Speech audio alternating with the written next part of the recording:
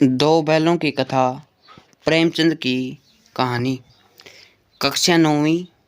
क्षितिज भाग 1। प्रेमचंद। प्रेमचंद का जन्म सन 1880 में बनारस के लम्ही गांव में हुआ था। उनका मूल नाम धनपत राय था। प्रेमचंद का बचपन अभाव में बीता और शिक्षा बीए तक ही हो पाई। उन्होंने शिक्षा विभाग में नौकरी की, परंतु असहयोग आंदोलन में सक्रिय भाग लेने के लिए सरकारी नौकरी से त्यागपत्र दे दिया और लेखन कार्य के प्रति पूरी तरह समर्पित हो गए। सन 1936 में इस महान कथाकार का देहांत हो गया। प्रेमचंद की कहानियाँ मानसरोवर के 8 भागों में संकलित हैं। सेवादान, प्रेमाश्रम, रंगभूमि, कायाकल्प, निर्मला, गबन, कर्मभूमि, गोदान उनके प्रमुख उपन्यास हैं। उन्होंने हंस, जागरण, माधुरी आदि पत्रिकाओं का संपादन भी किया। कथा साहित्य के अतिरिक्त प्रेमचंद ने निबंध एवं अन्य प्रकार का गद्य लेखन भी प्रचुर मात्रा में किया। प्रेमचंद साहित्य को सामाजिक परिवर्तन का सशक्त मानते हैं। उन्होंने जिस गांव और शहर के परिवेश को देखा और जिया, उसकी अभिव्यक्ति उनके कथा साहित्य में मिलती है। किसानों और मजदूरों की दयनीय स्थिति, दलितों का शोषण, समाज में स्त्री की दुर्दशा और स्वाधीनता का आंदोलन आदि उनकी रचनाओं के मूल विषय हैं। प्रेमचंद के कथा साहित्य का संसार बहुत व्यापक है। उसमें मनुष्य ही नहीं, पशु पक्षियों को भी अद्भुत आत्मीयता मिली है। बड़ी से बड़ी बात को सरल भाषा में सीधे और संक्षेप कहना उनका मुख्य व्यवहार है। उनकी भाषा सरल, सजीव एवं मुहावरेदार है तथा उन्होंने लोक प्रचलित शब्दों का कुशलतापूर्वक प्रयोग किया है। दो बैलों की कथा के माध्यम से प्रेमचंद ने कृषक समाज और पशुओं के भावात्मक संबंधों का वर्णन किया है। इस कहानी में उन्होंने यह भी बताया है कि स्वतंत्रता सहज में नहीं मिलती, उसके लिए बार बार संघर्ष करना पड़ता है। इस प्रकार परोक्ष रूप से यह कहानी आज़ादी के आंदोलन की भावना से जुड़ी है। तो अब देखिए, कहानी शुरू करते हैं। दो बैलों की कथा। जानवरों में गधा सबसे बुद्धिहीन समझा जाता है और जब किसी आदमी को परले दर्जे का बेवकूफ़ कहना चाहते हैं तो उसे गधा कहते हैं। गधा सचमुच बेवकूफ़ है या उसके सीधेपन, उसकी निरापद सहिष्णुता ने उसे यह पदवी दे दी है, इसका निश्चय नहीं किया जा सकता। गाय सींग मारती है, ब्याई हुई गाय तो अनायास ही सिंघनी का रूप धारण कर लेती है। कुत्ता भी बहुत गरीब जानवर है, लेकिन कभी कभी उसे भी क्रोध आ ही जाता है, किंतु गधे को कभी क्रोध करते नहीं सुना और ना ही देखा। जितना गरीब को मारो पर कभी असंतोष की छाया भी न दिखाई देगी। वैशाख में चाहे एक आध बार कुलेल कर लेता हो, पर हमने तो उसे कभी खुश होते नहीं देखा। उसके चेहरे पर एक विषाद स्थायी रूप से छाया रहता है। सुख दुख हानि लाभ किसी भी दशा में उसे बदलते नहीं देखा। मुनियों और ऋषियों के जितने गुण हैं वे सभी उसमें पराकाष्ठा को पहुंच गए हैं, पर आदमी उसे बेवकूफ़ कहता है। सद्गुणों का इतना अनादर कहीं नहीं देखा। कदाचित सीधापन संचार के लिए उपयुक्त नहीं है। देखिए न, भारतवासियों की अफ्रीका में क्या दुर्दशा हो रही है। क्यों अमेरिका में घुसने नहीं दिया जाता। बेचारे शराब नहीं पीते, 4 पैसे कुछ समय के लिए बचाकर रखते हैं, जी तोड़कर काम करते हैं, किसी से लड़ाई झगड़ा नहीं करते। 4 बातें सुनकर गम खा जाते थे, फिर भी बदनाम हैं। कहा जाता है कि जीवन के आदर्श को नीचा करते हैं। अगर वे ईंट का जवाब पत्थर से देना सीख जाते तो शायद सभ्य कहलाने लगते। जापान की मिसाल सामने है। एक ही विजय ने उसे संसार की सभ्य जातियों में गण्य बना दिया। लेकिन गधे का एक छोटा भाई और भी है, और जो उससे कम ही गधा है, और वह है बैल। जिस अर्थ में हम गधे का प्रयोग करते हैं, कुछ उसी से मिलते जुलते अर्थ में बछिया के ताऊ का भी प्रयोग करते हैं। कुछ लोग बैल को शायद बेवकूफ़ों में सर्वश्रेष्ठ कहेंगे, मगर हमारा विचार ऐसा नहीं है। बैल कभी कभी मारता भी है, कभी कभी अड़ियल बैल भी देखने में आता है और भी कई रीतियों से अपना असंतोष प्रकट कर देता है। अतएव उसका स्थान गधों से नीचा है। झूरी काछी के दो बैलों के नाम थे हीरा और मोती। दोनों पछाई जाति के थे, देखने में सुंदर, काम में चौकस, डील में ऊंचे। बहुत दिनों साथ रहते रहते दोनों में भाईचारा हो गया था। दोनों आमने सामने या आसपास बैठे हुए एक दूसरे से मूक भाषा में विचार विनिमय करते थे। एक दूसरे के मन की बात कैसे समझ जाता था हम नहीं कह सकते। अवश्य ही उनमें कोई ऐसी गुप्त शक्ति थी जिससे जीवों में श्रेष्ठता का दावा करने वाला मनुष्य वंचित है। दोनों एक दूसरे को चाटकर और सूंघकर अपना प्रेम प्रकट करते थे। कभी कभी दोनों सींग भी मिला लिया करते थे, विग्रह के नाते से नहीं, केवल विनोद के भाव से, आत्मीयता के भाव से। जैसे दोस्तों में घनिष्ठता होते ही धौल धप्पा होने लगता है। इसके बिना दोस्ती कुछ फुसफुसी, कुछ हल्की सी रहती थी, जिस पर ज़्यादा विश्वास नहीं किया जा सकता। जिस वक्त ये दोनों बैल हल या गाड़ी में जोत दिए जाते थे और गर्दन हिला हिला कर चलते, उस वक्त हर एक की यही चेष्टा होती थी कि ज़्यादा से ज़्यादा बोझ मेरी ही गर्दन पर रहे। दिन भर के बाद दोपहर या संध्या को दोनों खुलते, दो एक दूसरे को चाट चूट कर अपनी थकान मिटा लिया करते थे। नाद में खली भूसा पड़ जाने के बाद दोनों साथ उठते, साथ नाद में मुंह डालते और साथ ही बैठते थे। एक मुंह हटा लेता तो दूसरा भी हटा लेता था। संयोग की बात, झूरी ने एक बार गोई को ससुराल भेज दिया। दोनों बैलों को क्या मालूम वे क्यों भेजे जा रहे हैं। समझे मालिक ने हमें बेच दिया। अपना यूँ बेचा जाना अच्छा लगा या बुरा कौन जाने, पर झूली के साले गया का घर तक गोई ले जाने में दांतों पसीना आ गया। पीछे से हाँकता तो दोनों दाएं बाएं भागते, पगहिया पकड़कर आगे से खींचता तो पीछे की ओर जोर लगाते, मारता तो दोनों सींग नीचे करके हुंकारते। अगर ईश्वर ने उन्हें वाणी दी होती तो जोरी से पूछते, तुम हम गरीबों को क्यों निकाल रहे हो? हमने तो तुम्हारी सेवा करने में कोई कसर नहीं उठा रखी। अगर इतनी मेहनत से काम न चलता था तो और काम ले लेते। हमें तो तुम्हारी चाकरी में मर जाना कबूल था। हमने कभी दारे चाने और दाने चारे की शिकायत नहीं की। तुमने हमें जो खिलाया वह सिर झुकाकर खा लिया। फिर तुमने हमें इस जालिम के हाथ क्यों बेच दिया?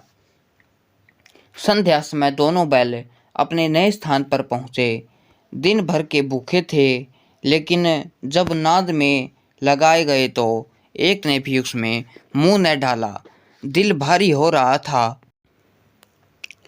दोनों ने अपनी मूक भाषा में सलाह की, एक दूसरे की कनखियों से देखा और लेट गए। जब गांव में सोता पड़ गया तो दोनों ने जोर मार कर पगहे तुड़ा डाले और घर की तरफ चले। पगहे बहुत मजबूत थे, अनुमान न हो सकता था कि कोई बैल उन्हें तोड़ सकेगा, पर इन दोनों में इस समय दूनी शक्ति आ गई थी। एक एक झटके में रस्सियां टूट गई। झूरी प्रातःकाल सोकर उठा तो देखा कि दोनों बैल चरनी पर खड़े थे। दोनों की ओर गर्दनों में आधा आधा गराव लटक रहा था। घुटने तक पांव कीचड़ से भरे थे और दोनों की आंखों में विद्रोह में स्नेह झलक रहा था। झूरी बैलों को देखकर स्नेह से गदगद हो गया, दौड़कर उन्हें गले लगा लिया। प्रेमालिंगन और चुंबन का वह दृश्य बड़ा ही मनोहर था। हर घर और गांव के लड़के जमा हो गए और तालियां बजा बजाकर उनका स्वागत करने लगे। गांव के इतिहास में यह घटना अभूतपूर्व न होने पर भी महत्वपूर्ण थी। बाल सभा ने निश्चय किया, दोनों पशुवीरों को अभिनंदन पत्र देना चाहिए और अपने घर से रोटियां लाया, कोई गुड़ लाया, कोई चोकर लाया और कोई भूसी लाया। एक बालक ने कहा, ऐसे बैल किसी के पास न होंगे। दूसरे ने समर्थन किया, इतनी दूर से दोनों अकेले चले आए। तीसरा बोला, बैल नहीं है, वे उस जन्म के आदमी हैं। इसका प्रतिवाद करने का किसी का साहस नहीं हुआ। जोरी की स्त्री ने बैलों को द्वार पर देखा तो जल उठी, बोली, कैसे नमक हराम है ये बैल कि एक दिन वहाँ काम न किया भाग खड़े हुए। जूरी अपने बैलों पर यह आक्षेप न सुन सका। नमक हराम क्यों है? चारा पानी न दिया होगा तो क्या करते? स्त्री ने रोब के साथ कहा, बस तुम ही तो बैलों को खिलाना जानते हो, और तो सभी पानी पिला पिला कर रखते हैं। जूरी ने चिढ़ाया, चारा मिलता तो क्यों भागते? स्त्री चिढ़ी, भागे इसलिए कि वे लोग तुम जैसे बुद्धुओं की तरह बैलों को सहलाते नहीं, खिलाते हैं तो रगड़कर जोतते भी हैं। ये दोनों ठहरे कामचोर, भाग निकले। अब देखूं कहाँ से खली और चोकर मिलता है। सूखे भूसे के सिवा कुछ न दूंगी, खाएं चाहे मरे। वहीं हुआ। मजूर को कड़ी ताकीद कर दी गई कि बैलों को खाली भूसा दिया जाए। बैलों ने नाद में मुंह डाला तो फीका फीका, न कोई चिकनाहट न कोई रस। क्या खाएं? आशा भरी आंखों से द्वार की ओर ताकने लगे। झूरी ने मजूर से कहा, थोड़ी सी खली क्यों नहीं डाल देता बे? मालकिन मुझे मार ही डालेगी। चुरा कर डाला। न दादा, पीछे से तुम भी उन्हीं की सी कहोगे। दूसरे दिन झूरी का साला फिर आया और बैलों को ले चला। अब की बार उसने दोनों को गाड़ी में जोता। 2-4 बार मोती ने गाड़ी को सड़क की खाई में गिराना चाहा, पर हीरा ने संभाल लिया। वह ज़्यादा सहनशील था। संध्या समय घर पहुंचकर उसने दोनों को मोटी रस्सियों से बांधा और कल की शरारत का मजा चखाया। फिर वहीं सूखा भूसा डाल दिया। अपने दोनों बैलों को खली चूनी सब कुछ दी। दोनों बैलों का ऐसा अपमान कभी न हुआ। जूरी ने इन्हें फूल की छड़ी से भी न छूता था। उसकी टिकरार पर दोनों उड़ने लगते थे और यहाँ मार पड़ी। आहत सम्मान की व्यथा तो थी ही, पर उस पर मिला सूखा भूसा। नाद की तरफ आंखें तक न उठाई। दूसरे दिन गया ने बैलों को हल में जोता, पर इन दोनों ने जैसे पाँव न उठाने की कसम खा ली हो। वह मारते मारते थक गया, पर दोनों ने पाँव न उठाया। एक बार जब उस निर्दयी ने हीरा की नाक पर खूब डंडे जमाए तो मोती का गुस्सा काबू के बाहर हो गया। हल लेकर भागा। हल, रस्सी, जुआ, जोत सब टूट टाट कर बराबर हो गया। गले में बड़ी बड़ी रस्सियां न होती तो दोनों पकड़ाई में न आते। हीरा ने मूक भाषा में कहा, भागना व्यर्थ है। मोती ने उत्तर दिया, तुम्हारी तो इसने जान ही ले ली थी। अब की बार बड़ी मार पड़ेगी। पढ़ने दो, बैल का जन्म लिया है तो मार से कहाँ तक बचेंगे। गया 2 आदमियों के साथ दौड़ा आ रहा था। दोनों के हाथों में लाठियां थी। हीरा ने समझाया, नहीं भाई, खड़े हो जाओ। मुझे मारेगा तो मैं भी 1-2 को गिरा दूंगा। नहीं, हमारी जाति का यह धर्म नहीं है। मोती दिल में ऐंठकर रह गया। गया आ पहुंचा और दोनों को पकड़ कर ले चला।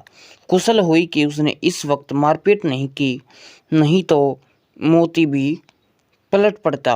उसके तेवर देखकर गया और उसके सहायक समझ गए कि इस वक्त टाल जाना ही मसहलत है।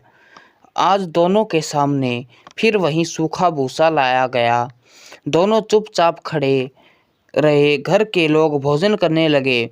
उस वक्त छोटी सी लड़की 2 रोटियां लेकर निकली और दोनों के मुंह में देकर चली गई। उस एक रोटी से इनकी भूख तो क्या शांत होती, पर दोनों के हृदय को मानो भोजन मिल गया। यहाँ किसी सज्जन का वास है। लड़की भैरव की थी। उसकी माँ मर चुकी थी। सौतेली माँ उसे मारती रहती थी, इसलिए इन बैलों से उसे एक प्रकार की आत्मीयता हो गई थी।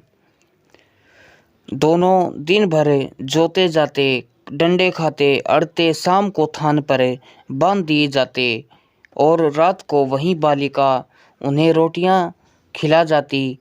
प्रेमचंद प्रेम के इस प्रसाद की यह बरकत थी कि दोनों दो दो गाल सूखा भूसा खाकर भी दोनों दुर्बल न होते थे, मगर दोनों की आंखों में रोम रोम में विद्रोह भरा हुआ था।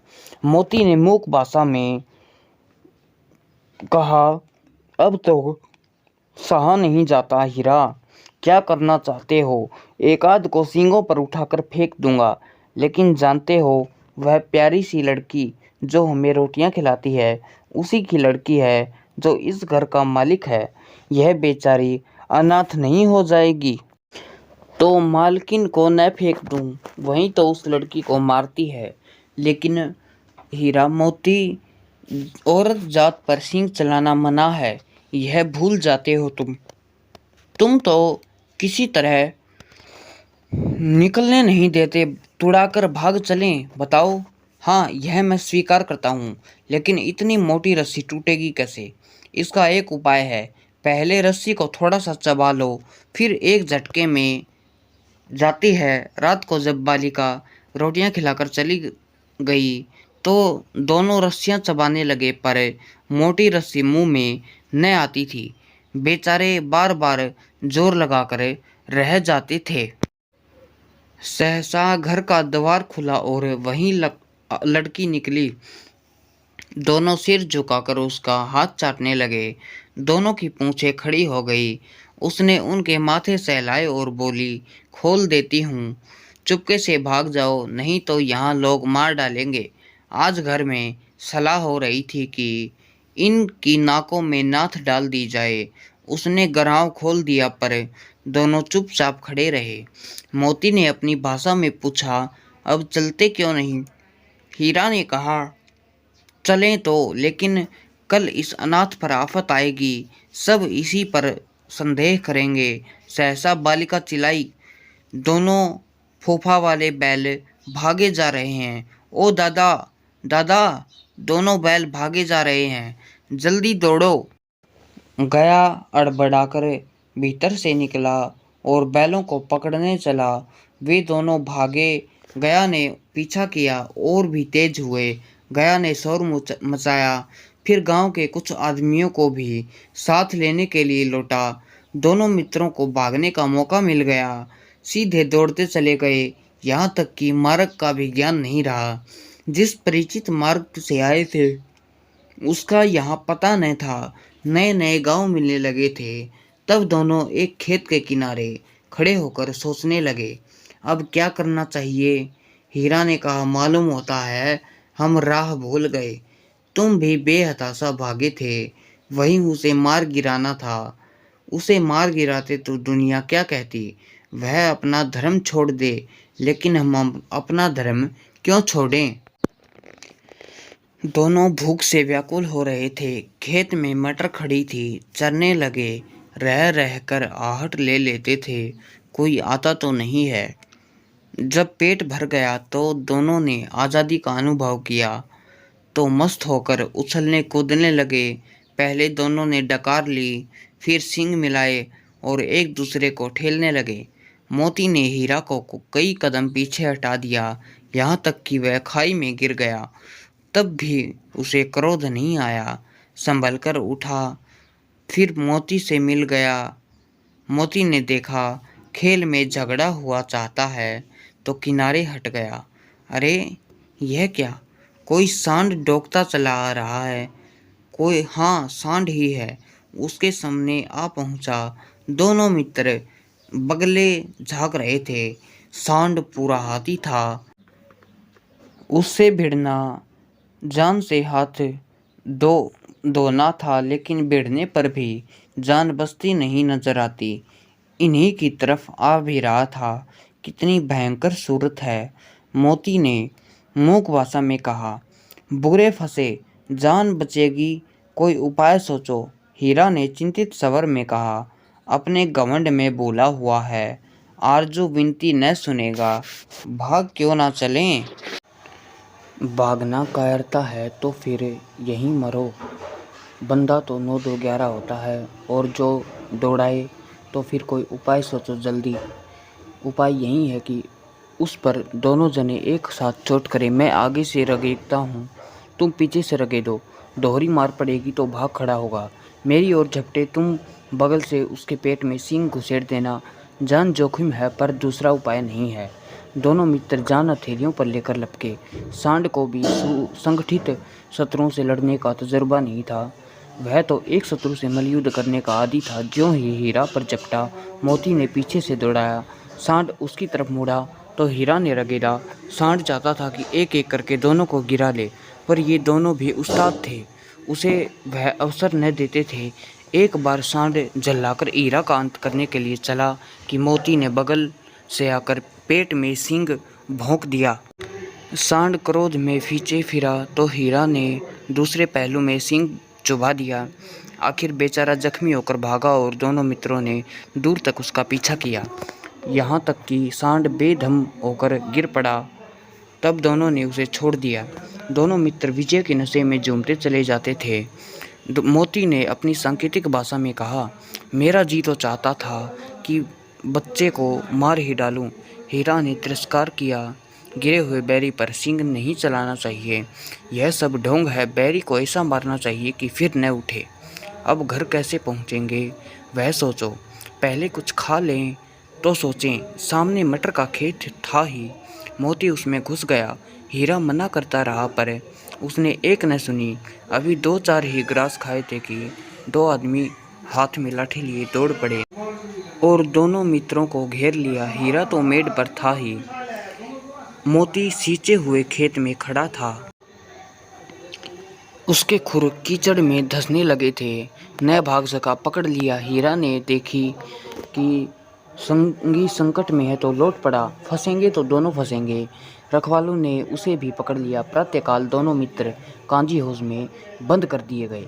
दोनों मित्रों को जीवन में पहली बार ऐसा साबिका पड़ा कि सारा दिन बीत गया और खाने को एक तिनका भी नहीं मिला।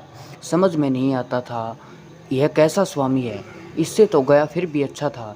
यहाँ कई भैंसें थी, कई बकरियाँ, कई घोड़े, कई गधे, पर किसी के सामने चारा नहीं था। सब जमीन पर मुर्दों की तरह पड़े थे। कई तो इतने कमज़ोर हो गए थे कि खड़े भी नहीं हो सकते थे। सारा दिन दोनों मित्र फाटक की ओर टकटकी लगाकर ताकते रहे, पर कोई चारा लेकर आता न दिखाई दिया। तब दोनों ने दीवार की नमकीन मिट्टी चाटनी शुरू की, पर इससे क्या तृप्ति होती। रात को भी जब कुछ भोजन न मिला तो हीरा के दिल में विद्रोह की ज्वाला दहक उठी। मोती से बोला, अब तो रहा नहीं जाता मोती। मोती ने सिर लटकाए हुए जवाब दिया, मुझे तो मालूम होता है प्राण निकल रहे हैं। इतना जल्द हिम्मत न हारो भाई, यहाँ से भागने का कोई उपाय निकालना चाहिए। आओ दीवार तोड़ डालें। मुझसे तो अब कुछ नहीं होगा, बस इसी बूते पर अकड़ते थे। सारी अकड़ निकल गई। बाड़े की दीवार कच्ची थी, हीरा तो मजबूत था ही। अपने नुकीले सींग दीवार में गड़ा दिए और जोर मारा तो मिट्टी का एक चिप्पड़ निकल आया। फिर तो उसका साहस बढ़ा। इससे दौड़ दौड़ कर दीवार पर चोटें की और हर चोट में थोड़ी मिट्टी गिराने लगा। उसी समय कांजी हाउस का चौकीदार लालटेन लेकर जानवरों की हाजिरी लेने आ निकला। हीरा का उज्जड़पन देखकर उसने उसे कई डंडे रसीद किए और मोटी सी रस्सी से बांध दिया। मोती ने पड़े पड़े कहा, आखिर मार खाई, क्या मिला। अपने बूते भर जोर तो मार दिया, ऐसा जोर मारना किस काम का कि और बंधन में पड़ जाए। जोर तो मारता ही जाऊंगा, चाहे कितने ही बंधन पड़ जाए, जान से हाथ धोना पड़ेगा। कुछ परवाह नहीं, यो तो मरना ही है। सोचो, खुद दीवार जाती तो कितनी जानें बच जाती। इतने भाई यहाँ बंद हैं, किसी को देह में जान नहीं है। 2-4 दिन और यही हाल रहा तो सब मर जाएंगे। हाँ, यह बात तो है। अच्छा तो लो, फिर मैं भी जोर लगाता हूँ। मोती ने भी दीवार में उसी जगह सींग मारा। थोड़ी सी मिट्टी गिरी और फिर हिम्मत बढ़ी। फिर तो वह दीवार में सींग लगाकर इस तरह जोर करने लगा मानो किसी प्रतिद्वंदी से लड़ रहा है। आखिर कोई 2 घंटे की जोर आजमाइश के बाद दीवार ऊपर से लगभग 1 हाथ गिर गई। उसने दूनी शक्ति से धक्का मारा तो आधी दीवार गिर पड़ी। दीवार का गिरना था कि अधमरे से पड़े हुए सभी जानवर चेत उठे। तीनों घोड़ियाँ सरपट भाग निकली, फिर बकरियाँ निकली, इसके बाद भैंसें भी खिसक गई, पर गधे अभी तक ज्यों के त्यों खड़े थे। हीरा ने पूछा, क्यों नहीं भाग जाते? एक गधे ने कहा, जो कहीं फिर पकड़ लिए जाएं तो क्या हर्ज है, अभी तो भागने का अवसर है, हमें तो डर लगता है, हम यहीं पड़े रहेंगे। आधी रात से ऊपर हो चुकी थी। दोनों गधे अभी तक खड़े सोच रहे थे कि भागे या न भागें, और मोती अपने मित्र की रस्सी तोड़ने में लगा हुआ था। जब वह हार गया तो हीरा ने कहा, तुम जाओ, मुझे यहीं पड़ा रहने दो, शायद कहीं भेंट हो जाए। मोती ने आंखों में आंसू लाकर कहा, तुम मुझे इतना स्वार्थी समझते हो हीरा? हम और तुम इतने दिनों तक साथ रहे हैं, आज तुम विपत्ति में पड़ गए हो तो मैं तुम्हें छोड़कर अलग हो जाऊं? हीरा ने कहा, बहुत मार पड़ेगी, लोग समझ जाएंगे यह तुम्हारी शरारत है। मोती गर्व से बोला, जिस अपराध के लिए तुम्हारे गले में बंधन पड़ा, उसके लिए अगर मुझ पर मार पड़े तो क्या चिंता, इतना तो हो ही गया कि 9-10 प्राणियों की जान बच गई, वे सब तो आशीर्वाद देंगे। यह कहते हुए मोती ने दोनों गधों को सींग से मार मार कर बाड़े के बाहर कर दिया और तब अपने बंधु के पास आकर सो रहा। भोर होते ही मुंशी और चौकीदार अन्य कर्मचारियों में कैसी खलबली मची, इसके लिखने की ज़रूरत नहीं, बस इतना ही काफ़ी है कि मोती की खूब मरम्मत हुई और उसे भी मोटी रस्सी से बांध दिया गया। 1 सप्ताह तक दोनों मित्र वहां बंधे रहे। किसी ने चारे का एक तृण भी न डाला। हाँ, एक बार पानी दिखा दिया जाता था, यही उनका आधार था। दोनों इतने दुर्बल हो गए थे कि उठा तक न जाता था। ठठरियाँ निकल आई थी। एक दिन बाड़े के सामने डुग्गी बजने वाली लगी और दोपहर होते होते वहाँ 50-60 आदमी जमा हो गए। तब दोनों मित्र निकाले गए और उनकी देखभाल होने लगी। लोग आ आकर उनकी सूरत देखते और मन फीका करके चले जाते थे। ऐसे मृतक बैलों को कौन खरीदार होता? सहसा एक दड़ियल आदमी, जिसकी आंखें लाल थी और मुद्रा अत्यंत कठोर, आया और दोनों मित्रों के कुलों में उंगली गोदकर मुंशी जी से बात करने लगा। उनका चेहरा देखकर अंतर्ज्ञान से दोनों मित्रों के दिल कांप उठे। वह कौन है और उन्हें क्यों टटोल रहा था, इस विषय में उन्हें कोई संदेह नहीं हुआ। दोनों ने एक दूसरे को भीत नेत्रों से देखा और सिर झुका लिया। हीरा ने कहा, गया के घर से नाहक भागे, अब जान न बचेगी। मोती ने असरदा के भाव से उत्तर दिया, कहते हैं भगवान सबके ऊपर दया करते हैं, उन्हें हमारे ऊपर दया क्यों नहीं आती? भगवान के लिए हमारा मरना जीना दोनों बराबर है। चलो अच्छा ही है, कुछ दिन उनके पास तो रहेंगे। एक बार भगवान ने उस लड़की के रूप में हमें बचाया था, क्या अब न बचाएंगे? यह आदमी छुरी चलाएगा, देख लेना। तो क्या चिंता है, मांस खाल सींग हड्डी सब किसी न किसी काम आ जाएंगे। नीलाम हो जाने के बाद दोनों मित्र उस दड़ियल के साथ चले। दोनों की बॉडी बॉडी काँप रही थी, बेचारे पांव तक न उठा सकते थे, पर भय के मारे गिरते पड़ते भागे जाते थे, क्योंकि वह जरा भी चाल धीमी हो जाने पर जोर से डंडा जमा देता था। राह में गाय बैलों का एक रेवड़ हरे हरे हार में चरता नजर आया। सभी जानवर प्रसन्न थे, चिकने चपल, कोई उछलता था, कोई आनंद से बैठा पागुर करता था। कितना सुखी जीवन था इनका, पर कितने स्वार्थी हैं सब। किसी को चिंता नहीं कि उनके 2 भाई बधिक के हाथ पड़े कैसे दुखी हैं। सहसा दोनों को मालूम हुआ कि यह परिचित राह है। हाँ, इसी रास्ते से गया उन्हें ले गया था। वहीं खेत, वहीं बाग, वहीं गांव मिलने लगे। हाँ, इसी रास्ते से गया ले गया था। प्रतिक्षण उनकी चाल तेज होने लगी, सारी थकान दुर्बलता गायब हो गई। आह, यह लो, अपना ही आहार आ गया।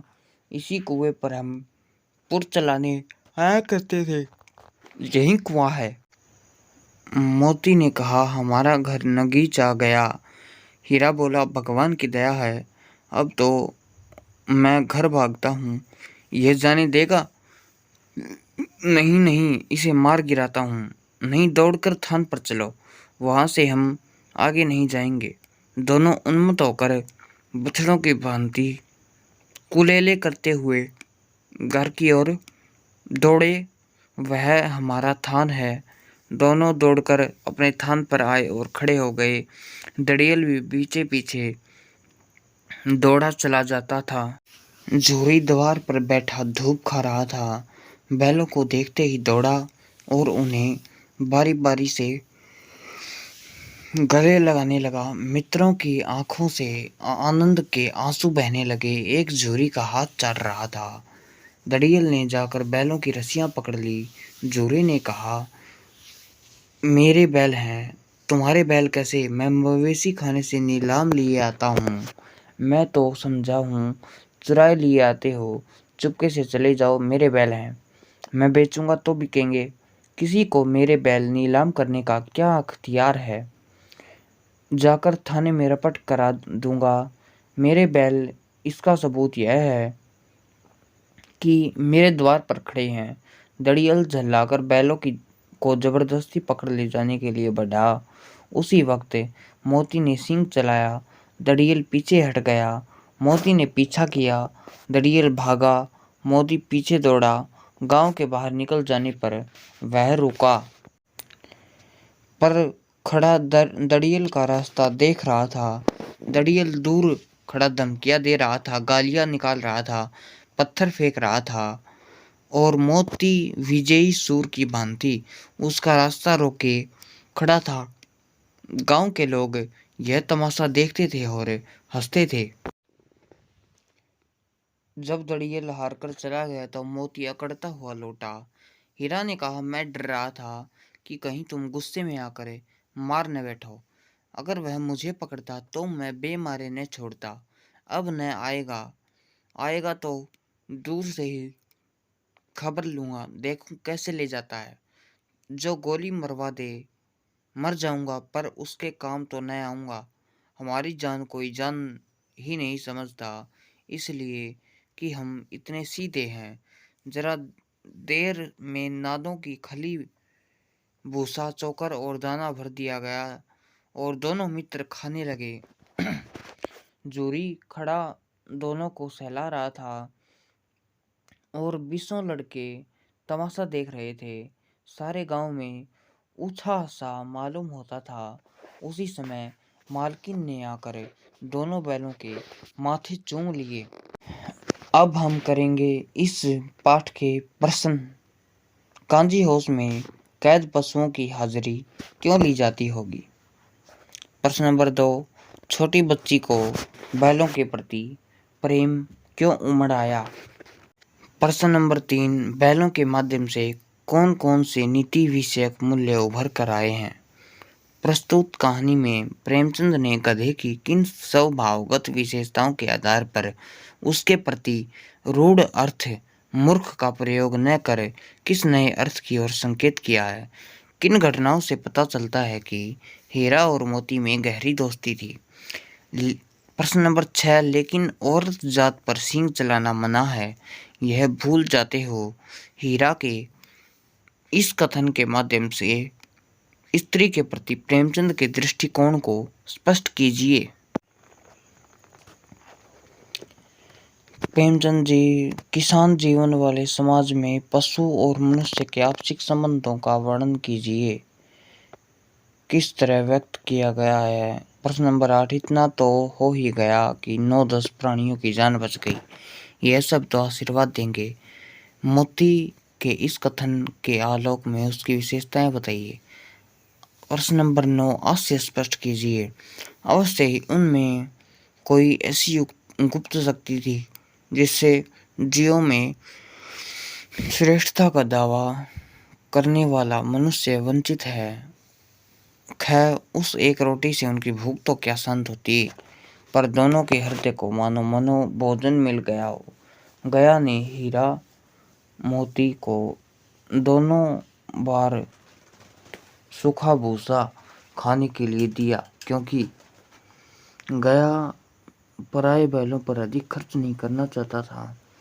गरीबी के कारण खली आदि खरीदना उसके बस की बात न थी। वह हीरा और मोती के व्यवहार से दुखी था। उसने खली और आदि सामग्री की जानकारी नहीं थी। तो इन सभी प्रश्नों के उत्तर आपको हमारी इस लेसन में मिल जाएंगे। कृपया खोजें।